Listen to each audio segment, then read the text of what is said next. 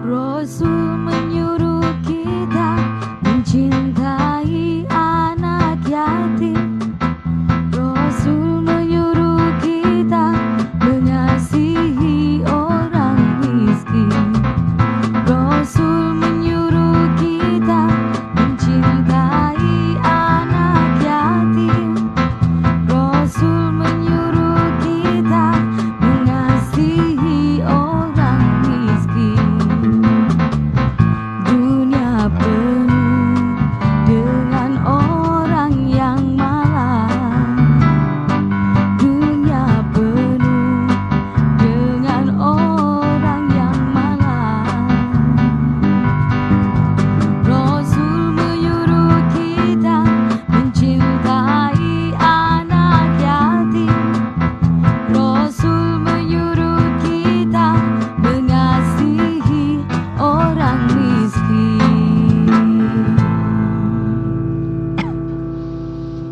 Assalamualaikum warahmatullahi wabarakatuh. Bismillah, alhamdulillah, wassalatu wassalamu ala rasulillah wa ala alihi wa ashabihi wa mawalah, amma ba'd. Pemirsa, jumpa lagi bersama saya Yulia Kamila dalam program Tabu Maghrib, sebuah program yang mengantarkan kita sambil menunggu jelang kumandang azan maghrib. Dan pada kesempatan kali ini Tabu Maghrib akan membahas sebuah tema yang erat katanya dengan lagu barusan kita dengarkan, Rasul Menyuruh Kita. Terima kasih Mas Salim dan Mbak Ika, lagu luar biasa pemirsa mengantarkan kita dengan titel Rasul Menyuruh Kita. Ini ada katanya dengan tema kita pada sore hari ini, yakni berbagi kesejahteraan. Bersama narasumber saya yang luar biasa pemirsa, ini hadir tiap Rabu, ada Bapak Kiai Haji Agus Ali Masyhuri yang sering kita sapa dengan sebutan Gus Ali. Assalamualaikum Gus Ali. Waalaikumsalam. Apa kabar Gus Ali? Alhamdulillah sehat. Alhamdulillah. Puasanya lancar? Lancar. Alhamdulillah. Gus, tadi lagunya bagaimana Gus? Bagus. Itu lagunya Bimbo, kubaan dari seorang penyair yang cukup kaliber, Taufik Ismail. Taufik Ismail. Ya. Password sore ini, Iya. barang siapa yang mampu tampil mencintai orang lain dengan tulus dan benar, akan mendapat arus balik dicintai orang lain dengan tulus dan benar. Sejalan dengan pesan suci baginda Nabi Sallallahu Alaihi Wasallam. Sallallahu alaihi. Wabi ilaihi haddatsana les an Yazid an Abil Khair an Abdillah bin Amrin anna rajulan sa'ala Rasulullah sallallahu alaihi wasallam ayyul islami khair qal tut'imut ta'am wa taqra'us salam ala man arabta wa man lam ta'rif, rawah Muslim. Hadis ini cukup pendek tapi makna dan cakupannya sangat luas.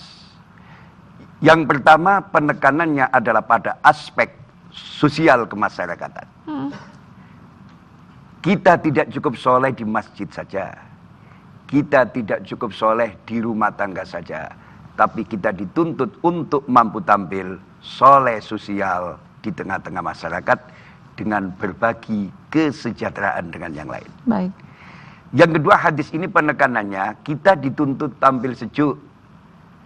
Sebarkan cinta kasih dan damai. Sebarkan salam cinta kasih dan damai di tengah-tengah masyarakat. Jangan Anda sebarkan fitnah dan permusuhan di tengah-tengah masyarakat. Understand? Yes. Karena hidup berdampingan ya Gus ya. Ya. Jadi di sini Rasulullah Sallallahu Alaihi Wasallam memberikan pendidikan kepada kita agar cerdas di dalam hidup bermasyarakat. Karena manusia ini selain sebagai makhluk individu, sekaligus sebagai makhluk sosial.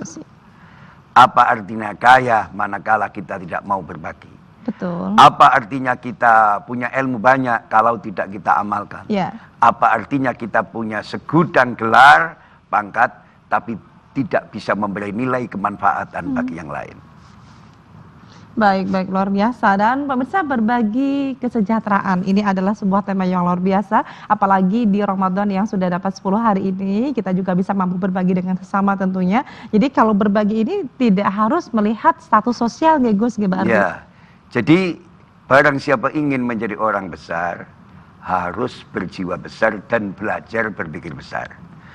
Ukuran berbagi, memberi kepada sesama, itu diukur dari kembali pada diri kita sendiri. Kalau kita masih suka, kita kasihkan. Jangan sarung yang sudah rusak, Subhanallah. nasi yang sudah basi, Iya. jangan dikasihkan orang. Ukuran mengkasih, given, memberi kepada orang lain, harus syukur pada diri kita sendiri. Nah, ukurannya kalau kita masih senang, kita masih mau, itu kita kasihkan. Jadi bukan barang yang apa istilahnya sudah, mohon maaf, udah KW kesekian gitu. Iya, jangan. Yang kedua, berbagi kesejahteraan, jangan melihat like and dislike.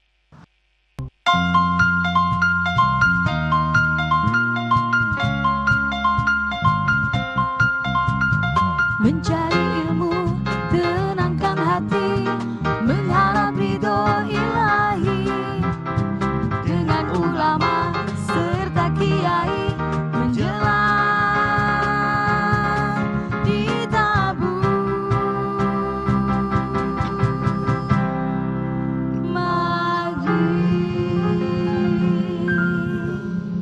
Terima kasih pemirsa, Anda masih bersama kami di program Tabung Maghrib dan ini segmen yang kedua. Anda langsung bisa interaktif dengan kami di layanan 0315660109 dengan tema berbagi kesejahteraan. Kita akan berbincang dengan Bapak Kiai Haji Agus Ali Masyhuri ya, dan Gus Ali, kita bicara berbagi kesejahteraan ini. Terkadang manusia itu tidak sama, keinginan untuk berbagi itu kadang ada yang mohon maaf terlalu pelit begitu. Ini faktor apa Pak Kiai biasanya? Allah SWT telah berfirman pada surat Al-Baqarah ayat 183. Ya ayyuhalladzina amanu kutiba alaikumusyamu kama kutiba alal ladzina min qablikum la'allakum tattaqun. Ayat ini turun pada bulan Sa'ban pada tahun kedua Hijriah. Di saat Rasulullah SAW sedang menatah masyarakat baru, memperjuangkan masyarakat baru. Diharapkan dari puasa ini melahirkan pribadi muslim yang tangguh, mengemban tugas besar, termasuk di dalamnya untuk mau berbagi kesejahteraan dengan yang lain, dan tidak terjebak mementingkan diri sendiri, mampu mengecilkan kadar kerakusan yang ada pada dirinya. Begitu. Jadi ini bukan ketepatan dan kebetulan. Memang Allah SWT menurunkan surat Al-Baqarah ayat 183 ini pada bulan Sa'ban, pada tahun kedua Hijriah, di saat Rasulullah SAW mengemban tugas besar mewujudkan tatanan masyarakat baru yang adil, makmur, demokratis, terbuka. Diharapkan dari puasa ini melahirkan pribadi muslim yang tangguh untuk mengemban tugas-tugas besar dan suci ini. Begitu. Jadi mulainya memang tepat, tidak salah ya Pak Kiai pada saat bulan suci Ramadan ini untuk berbagi itu. Begini, mari kita jadikan momentum Ramadan ini menjadi momentum yang indah untuk mengecilkan kadar keragusan pada diri kita, membangun kesadaran untuk mau berbagi kesejahteraan dengan yang lain. Kita memberi, jangan menunggu kaya. Harus kita balik logikanya. Kita memberi untuk menjadi kaya. Jangan keliru. Jangan keliru. Kita sugih dulu baru memberi. Mungkin malah medit itu. Justru dari sedekah itu akan menjemput keberkahan dari Allah, fasilitas dari Allah. Kita akan diberi rezeki yang berlimpah. Begitu. Baik. Jadi sedekah tidak harus nunggu kaya ya, menurut kemampuan dan pos kita masing-masing. Karena sedekah itu belum tentu bersifat materi. Dengan bahasa yang terukur, teratur, nasihat yang indah, wajah yang cerah ceria, dalam bergaul dengan sama, nilainya sedekah. Baik. Berarti di sini untuk konsep berbagi kesehatan ini bukan hanya konsep secara finansial gitu ya. Bukan pada tataran-tataran materi. Lebih dari itu. Lebih dari itu.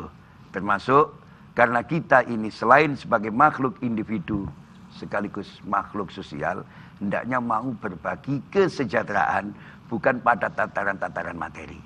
Bisa dari nasihat, ucapan yang indah, pesan-pesan yang mendidik, dan lain sebagainya. Mengecilkan kadar keragusan dan mementingkan diri kita sendiri untuk mau berbagi kesejahteraan sebagaimana yang dicontohkan beliau Rasulullah Sallallahu Alaihi Wasallam. Termasuk di dalamnya ketika kita menghormati ada saudara kita yang tidak berpuasa, dengan berpuasa, apakah juga itu bagian dari salah satu berbagi di sana? Konteksnya bukan begitu. Inggih. Jadi puasa itu adalah merupakan salah satu sarana penyucian jiwa. Karena mayoritas manusia menyimpang dari jalan Allah itu karena didorong oleh syahwatnya perut dan syahwatnya kemaluan. Maka di sini ada syariat namanya puasa. Karena di dalam Islam tidak ada kebiri. Kebiri ya puasa itu. Mayoritas manusia menyimpang dari jalan Allah didorong oleh dua hal. Karena syahwatnya perut dan syahwatnya kemaluan. Tidak ada orang sakti bila kena dua syahwat ini. Maka harus dijinakkan melalui puasa ini. Baik. Kok ada yang ketawa, kenapa? Betul dijinakkan ya? Oh, betul dijinakkan. Baik, bersama bisa interaktif dengan kami di 0315660109. Tema kita adalah berbagi kesejahteraan. Tentunya masih bersama narasumber saya yang luar biasa, ada Gus Ali, Bapak Kiai Haji Agus Ali Masuri dari Pondok Pesantren Bumi Sholawat Sidoarjo, pemirsa di 0315660109. Pak Kiai, kita bicara aspek sosial kemasyarakatan dalam hal berbagi. Ini yang paling dekat dengan kita untuk bulan suci Ramadan ini contohnya seperti apa? Gini, jadi kita harus tidak cukup pandai, tapi harus cerdas. Sebagaimana syairnya Taufik Ismail yang dilakukan oleh Bimbo tadi. Di sekitar kita banyak orang yang malang. Anak-anak kita banyak yang kurang gizi. Pendidikannya banyak yang tidak memadai. Ya, banyak PHK. Ya, banyak orang-orang yang tidak mampu memenuhi kebutuhan hidupnya dalam tanda petik untuk dirinya dan keluarganya. Maka kita tidak cukup pandai, harus cerdas. Kita harus punya kepekaan kepedulian sosial dari puasa yang disyariatkan oleh Allah ini. Begitu maksudnya. Baik. Jadi bagus sekali itu syairnya Taufik Ismail yang dilakukan oleh Bimbo itu. Cuma ada kekurangannya itu. Yang disayangi bukan anak yatim saja. Diusahakan ibunya sekali juga harus disayangi. Nah, ibunya yang usia berapa nih ya? Ibu yang usia berapa nih ya? Yang masih muda nggak ya? Enggak gitu. Oh, enggak gitu. Yang tua siapa yang ada? Oke. Baik. Jadi ketika berbagi di sana pun konteksnya adalah bukan hanya fakir, bukan hanya miskin aja, tapi semua yang membutuhkan begitu bagian ini. Iya. Terus janda-janda di sana Iya, kasihan ya. Mereka butuh sentuhan-sentuhan. Perbaikan ekonomi, perbaikan kesejahteraan, maka tidak bisa diwacanakan. Ini butuh aplikasi real. Nah, untuk bisa melakukan aplikasi nyata, itu orang yang lulus di dalam menjalani tarbiyah puasa ini. Karena mengetahui sengsara dan sakitnya lapar. Dari menyadari dan mengetahui sengsara dan sakitnya lapar, membentuk sebuah kepribadian bisa menyayangi kepada orang-orang yang lapar, yaitu orang-orang yang miskin, duafa, kekurangan, dengan tanda kutip penghasilan yang didapat dengan kebutuhan yang dia pikul tidak balance, tidak seimbang, maka dililit hutang. Nah, orang kalau sudah dililit hutang itu, masya Allah, fakir itu dekat kufurnya daripada imannya. Maaf, akal sehatnya sering hilang. Daya objektivitasnya memandang masalah sering kabur. Maka kalau kita diamkan, itu termasuk dosa sosial kita. Allah.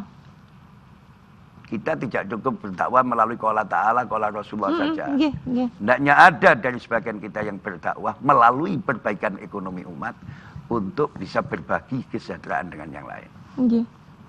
Understand? Baik, subhanallah. Ini ketika berbagi kesejahteraan ini aplikasinya ada di lingkungan masyarakat sekitar kita ya. Didahulukan lebih mana ya Pak Kiai? Ya, kita dulukan dari keluarga terdekat, keluarga tetangga, melebar. Jadi yang harus kita dahulukan dari kerabat-kerabat, keluarga terdekat, tetangga kita dan sekitarnya. Hari ini banyak orang punya sahabat, teman, banyak di dunia maya, tapi tidak kenal dengan tetangga sekitarnya. Ini harus kita jebol melalui puasa pada tahun ini. Mengapa hari ini banyak orang mengumpulkan makanan, tapi tidak mereka makan? Mengapa hari ini banyak orang punya teman banyak di dunia maya, tapi tidak kenal dengan tetangga sekitarnya. Betul. Nah, kalau orang tidak kenal dengan tetangga sekitarnya, tidak mengenal lingkungannya, mana mungkin mau berbagi kesejahteraan. Allah. Melalui puasa ini, mentarbiah hati kita, mentarbiah hati umat Islam, agar mampu mengecilkan kadar kerakusan, tidak terjebak mementingkan dirinya sendiri. Understand? Yes. Subhanallah. Jadi kalau kita mau berbagi berarti tidak usah mendahulukan yang jauh-jauh dulu, yang dekat terlebih dahulu nggih Pak ya ini. Nggih. Terkadang kita memang ibaratnya itu mendahulukan yang jauh karena mungkin merasa teman akrab begitu juga salah nggih kayaknya. Janganlah kita dulukan koroba-koroba kita, muasatil akriba. Nggih. Koroba-koroba kita dulu, Nggih.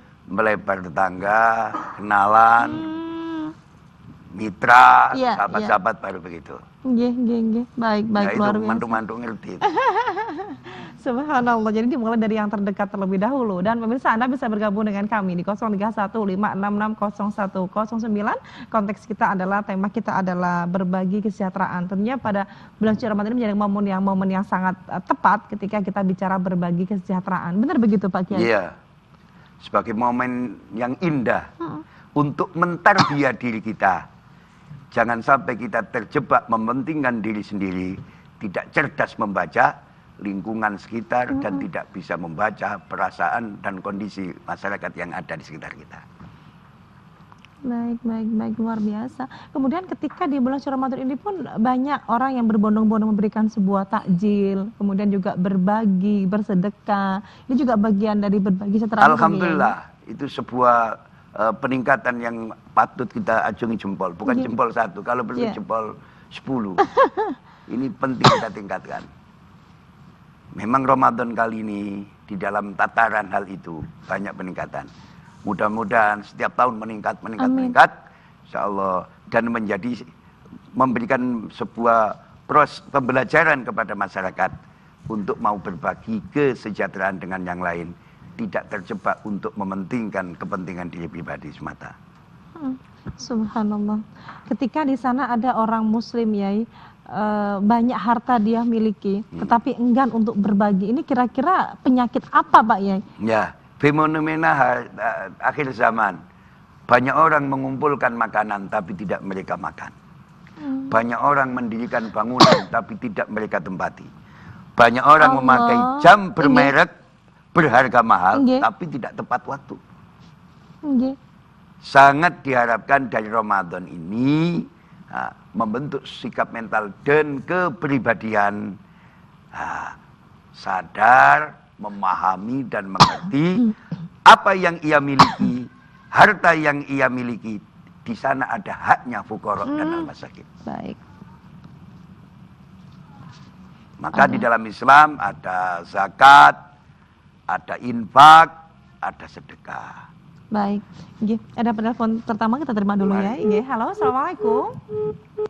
Subhanallah, terputus, dicoba kembali ya di 031-566-0109 ya. Di 031-566-0109, tema kita adalah berbagi kesejahteraan. Lalu maghrib akan hadir dengan Anda usai jeda berikut, tetap di TV 9 Nusantara. Pikir-pikir berapakah usiamu, hitung-hitung berapa banyak amalmu. Jangan kikir terhadap harta bendamu, sedekahkan untuk bekal akhiratmu. Umur itu adalah anugerah Allah, maka gunakanlah untuk beribadah. Harta benda itu karunia Allah, maka sisihkanlah untuk bersedekah. Terima kasih pemirsa, Anda masih bersama kami di program Tahu Maghrib, Anugerah dan Karunia. Pak Nusri mengantarkan kita pada segmen ketiga, sebuah lagu yang luar biasa. Kita dalami maknanya, ini akan kita kupas dengan Gus Sali sesuai dengan tema kita, berbagi kesejahteraan. Baik Pak Kiai, kita berbagi kesejahteraan tadi ada anugerah dan karunia. Iya. Jangan pernah berpikir untuk menunda, selalu berbuat baik. Iya. Pripun Yai? Ya Begini. Allah, dalam banget ini. Itu sebuah ungkapan yang sangat cerdas. Nggih. Jadi penyesalan itu pasti di belakang. Nah. Tidak ada penyesalan di depan itu. Iya. Jadi rata-rata orang yang medit tidak mau berbagi kesadaran. Itu lupa. Dianggap mereka itu hidup selamanya. Allah. Maka ungkapan itu sangat cerdas. Kita harus menyadari bahwa umur kita ini sangat pendek. Betul.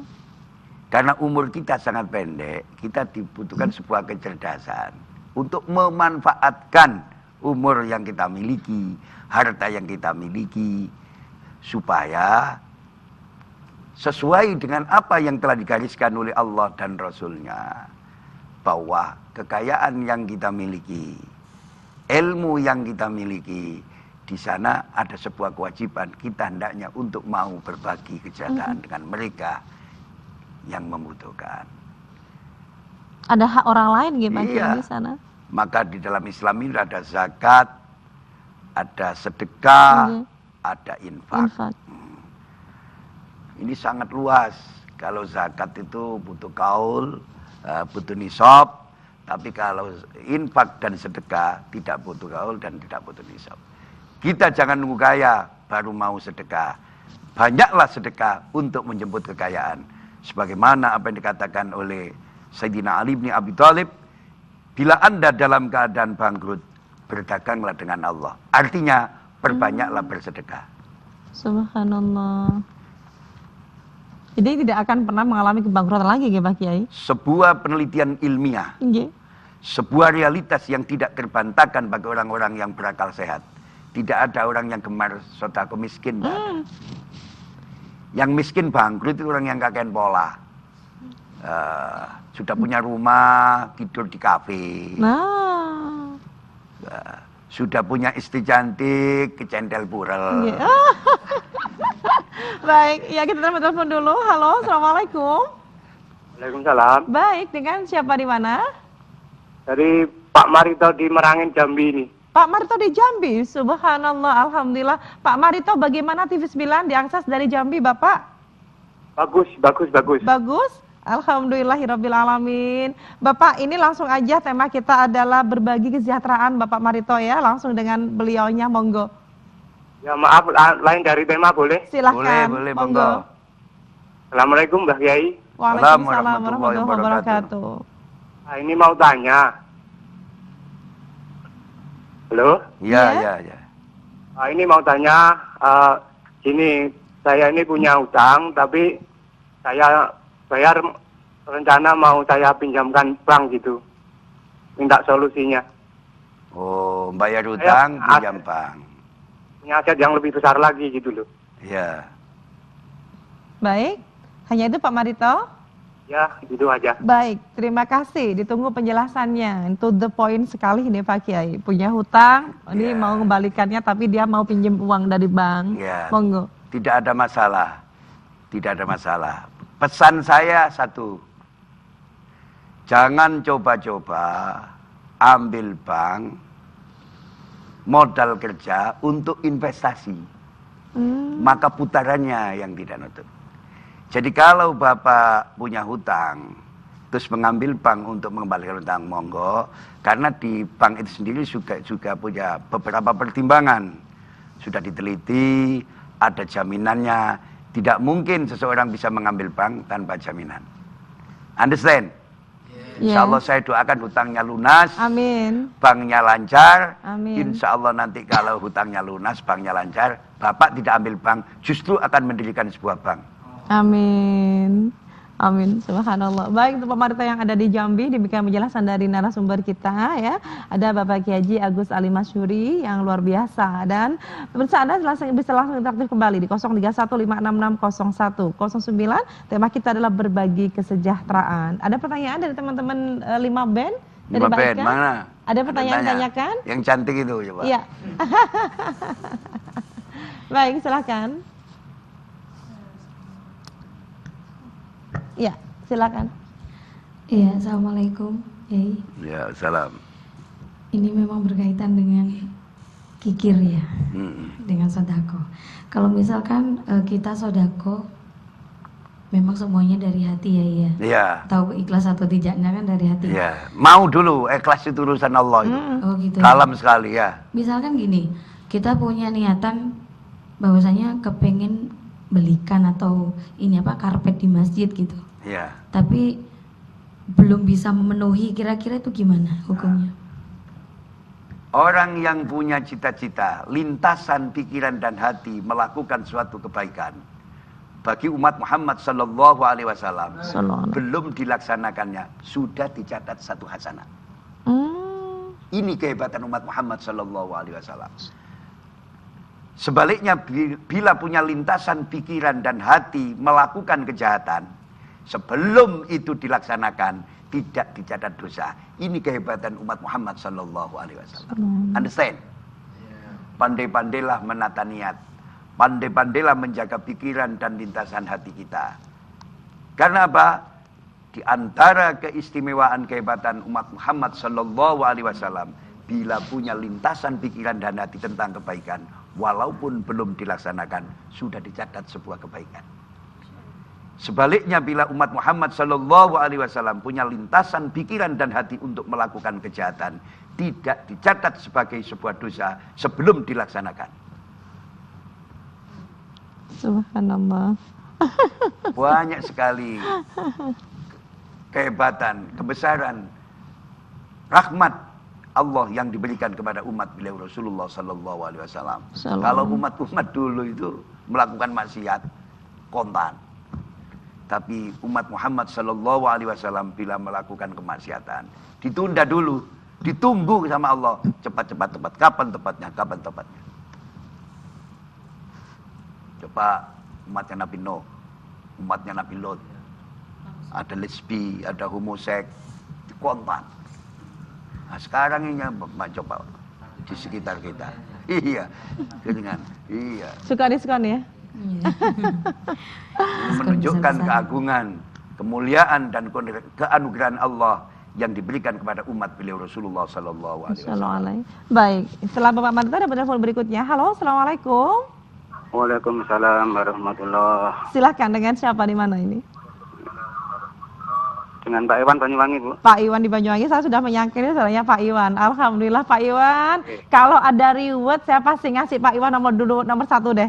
Karena ini pemirsa Setia TV 9. Silakan Pak Iwan langsung dengan beliaunya. Monggo.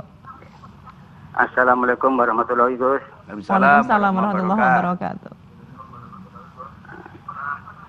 Silakan. Gus, ya, saya mau menanyakan masalah ini, Gus.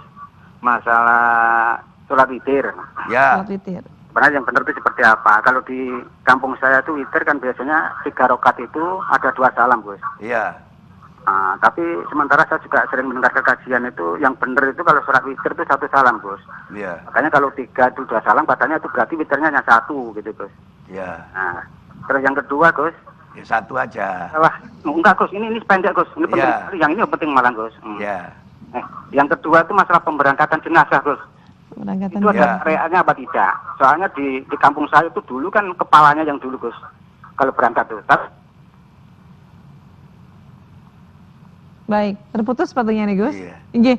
Terima kasih untuk Bapak Iwan yang ada di Banyuwangi, nih pemirsa Setia TV 9 dan kayaknya ngefan banget dengan Gus Ali. Monggo Gus. Jadi sholat witir adalah sholat sunnah malam berkaat ganjil dan sebagai penutup sholat sunnah malam. Di masyarakat kita setelah tarawih biasanya langsung witir. Karena pertimbangannya daripada tidak witir. Kalau di pondok saya itu witirnya nanti malam. Karena di malam hari masih ada kegiatan sholat kalau di pondok saya. Jadi umat Islam jangan terjebak perbedaan. Usahakan umat Islam mencari titik kesamaan. Yang penting sholat witir itu berkaat ganjil. 3 ya, Nah, betul. adapun prakteknya 2 salaman, 2 tambah 1. Itu ada dasarnya banyak sekali, butuh berapa dasar. Jadi tidak usah dipersoalkan. Yang penting sholat witir adalah sholat sunnah malam berkaat ganjil sebagai penutup kegiatan sholat malam. Nah, di masyarakat kita baik yang 23, 20 plus 3, yang 8 plus 3 itu sudahlah Usahakan umat Islam mencari titik kesamaan, jangan terjebak mencari titik perbedaan. Nah, satu salaman, dua salaman, tidak masalah lah. Bagi saya pribadi, Masya Allah, mengeterapkan 2 salaman, 2 plus 1 itu 3. Siapa yang mengatakan 1 itu tidak kayak. Nah, kalau butuh dasar, untuk minta dasar berapa banyak sekali. Pesan saya, usahakan umat Islam mencari titik kesamaan, jangan mencari titik perbedaan, supaya kuat. Apalagi tataran-tataran fikih. Nah, fikih itu kan namanya pendapat. Nah, pendapat itu kalau orang banyak berpendapat bukan ahlinya, malah tidak karu-karuan. Jadi orang yang mengeterapkan witir 3 rakaat dengan 2 salaman, itu dasarnya sangat kuat, merujuk berapa imam-imam mujtahid yang memberikan dasar-dasar. Terima kasih, mudah-mudahan sekelumit jawaban saya ini menjadi pencerahan dan menjadikan nilai tambah. Pesan saya, Amin. Usahakan umat Islam jangan sampai terjebak pada hal-hal yang berbeda. Usahakan umat Islam untuk mencari titik kesamaan supaya kuat Islam ini. Betul. Sepakat. Iya, iya. Baik, luar biasa. Dan pemirsa, Anda bisa bergabung kembali di 0315660109. Tema kita adalah berbagi kesejahteraan pemirsa ya. Namun jika Anda punya persoalan yang lain yang butuh didiskusikan, langsung aja bisa Anda kembali dengan kami. Nanti usai jeda kita akan kembali berbagi di program Tabuh Maghrib.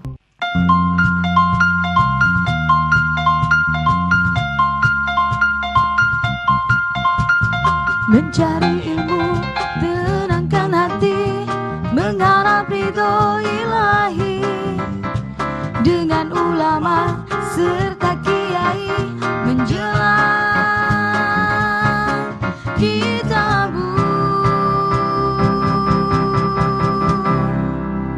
Maghrib. Terima kasih pemirsa, kembali Anda bersama kami di program Tabuh Maghrib. Dan di segmen yang keempat Anda bisa kembali di interaktif di 0315660109, tentunya dengan tema berbagi kesejahteraan. Dan kita kembali berbincang dengan Bapak Kiai Haji Agus Ali Mashuri dari Sidoarjo. Ini pemangku pondok ya, luar biasa, seorang kiai yang sekali Gus Ali bisa hadir di TV 9. Gus Ali, ini bagaimana ketika ada umat muslim yang menghitung-hitung amal baiknya? Apakah itu sedekahnya, apakah itu zakatnya, begitu? Itu kurang cerdas. Sering saya katakan, amal tak akan gagal bila disertai niat yang ikhlas. Puncak keikhlasan adalah sebuah kesadaran bahwa diri kita ini tidak mempunyai kemampuan apapun tanpa izin dan pertolongan Allah. La haula wa la quwata illa billahil aliyil azim. Jadi orang yang menghitung-hitung amalnya, itu berarti orang yang belum menghayati, kelasnya masih kelas buruh.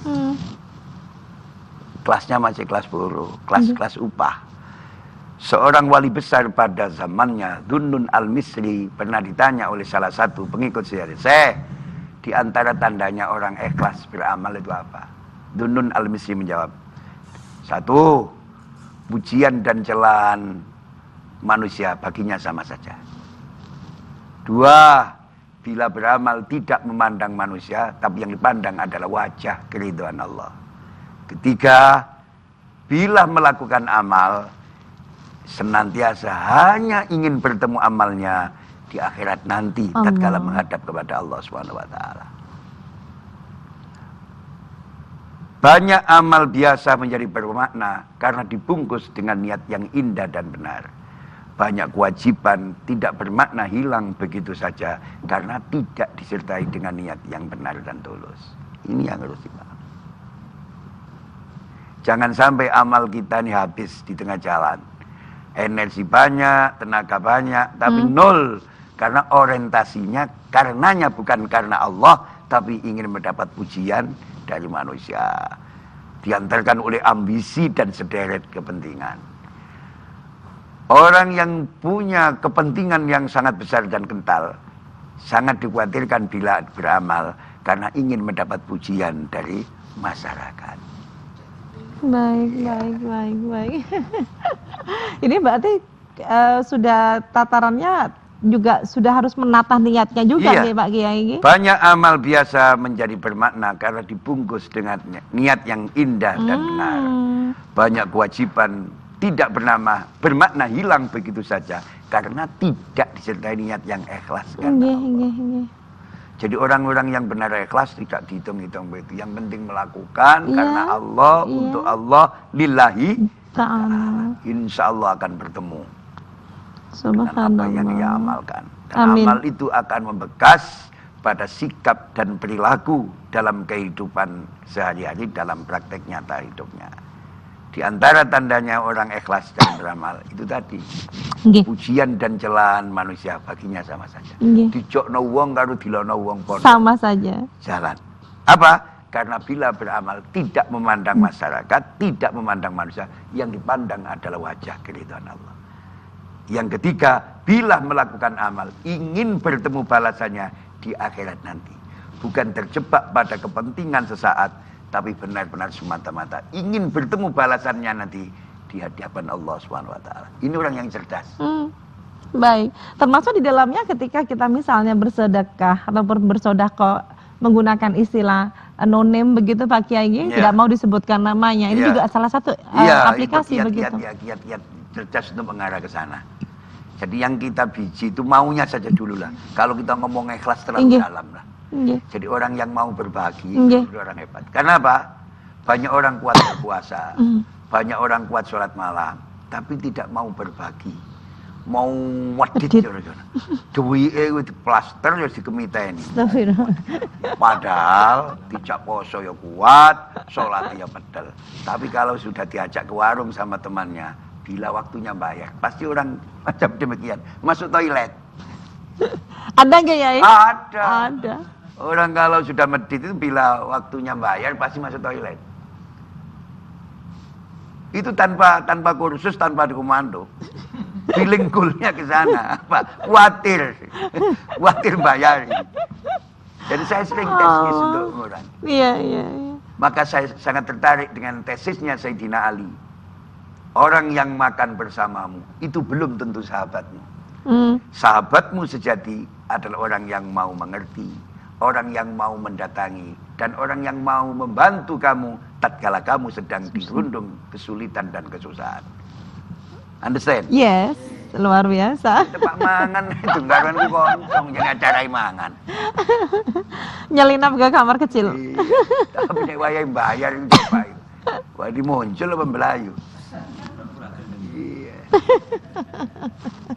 Baik, luar biasa. Kemudian di sana juga ada keterangan bahwa kalau kita memberi Pak Kiai, usahakan tangan kiri pun juga tidak pernah tahu begitu. Itu sebuah prinsip edukasi, prinsip pendidikan yang harus kita tanamkan pada diri kita, istri kita, keluarga kita. Bila kita memberi tangan kanan yang memberi, akan tangan kiri tidak tahu. Karena apa? Karena semata-mata lillahi ta'ala. Allah Maha tahu. Jangankan apa yang kita berikan kepada orang lain, langkah kita gerak bulu hati kita tidak bisa lepas dari pengawasan Allah. Untuk apa kita ingin dinilai manusia segalanya? Berarti kita belum sampai ke sana. Allah. Baik, luar biasa ini. Dan pemirsa Anda yang dengan kami, silakan kembali coba di 0315660109. Tema kita adalah berbagi kesejahteraan. Bagi kesejahteraan ini adalah milik semua umat pemirsa, bukan hanya milik yang miskin, bukan hanya milik yang kaya, tapi ini milik semua umat. Dan bagaimana kita bisa mampu berbagi, ini cara-caranya seperti apa? Ini ada cara khusus enggak Pak Kiai ketika kita mau berbagi gitu? Jadi survei membuktikan, beberapa penelitian ilmiah telah menemukan sikap mental dan kepribadian seseorang sangat diwarnai dan dipengaruhi siapa teman dekatnya. Sebagaimana sabda beliau Rasulullah sallallahu alaihi wasallam, an Abi Hurairah radhiyallahu anhu qala Rasulullah sallallahu alaihi wasallam, ar-rajulu ala dini khalil falyandur ahadukum ma yukhalil, rawahu Abu Dawud wa Tirmidzi. Seseorang berada pada keagamaan temannya, maka lihatlah salah seorang di antara kamu siapa yang dijadikan teman itu. Jadi untuk menjadi orang yang loman, usahakan bergaul dengan orang-orang terbaik dan pilihan. Jare wong kampung-kampung wong kang soleh kumpulono. Karena pengaruhnya keturunan, pengaruhnya pendidikan masih kalah kuat dan dominan dengan pengaruh pergaulan. Langkah cerdas untuk menjadi orang yang siap berbagi kesejahteraan yang pertama, usahakan bergaul dengan orang-orang terbaik dan pilihan. Understand? Yes. Baik. Bergaul dengan orang pilihan dan orang soleh pemirsa. Ini kita kunci dulu, kita akan jeda sejenak dan kita saksikan visualisasi berikut ini melalui jeda iklan.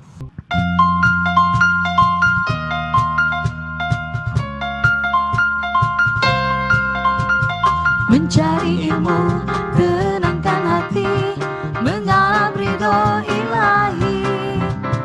Dengan ulama serta kiai menjelang kitabu.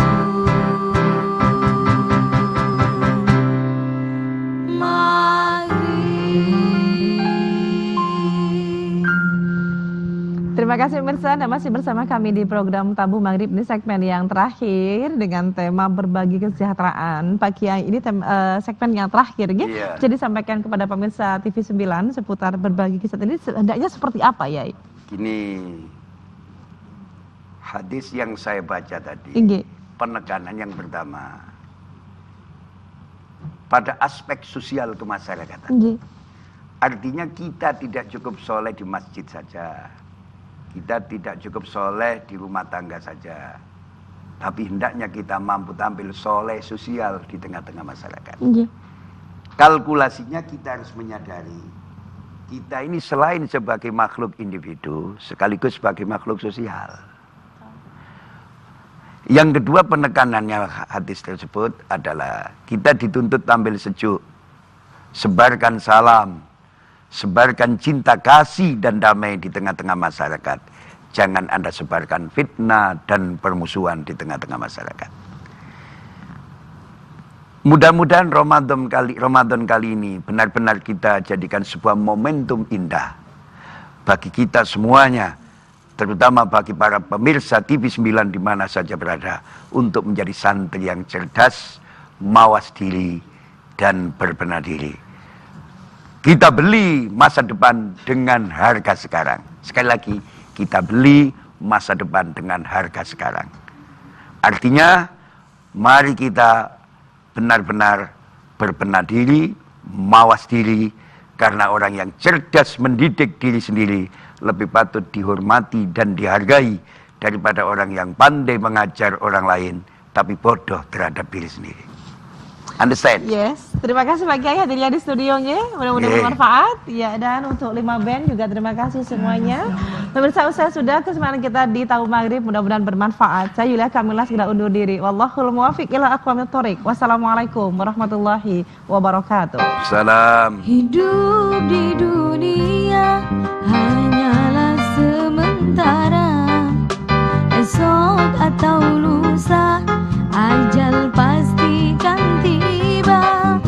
Bila ajal tiba, harta tiada berguna, hanya iman dan takwa bekal di alam baka. Amal baik atau buruk selama hidup di dunia, walaupun sebutir pasir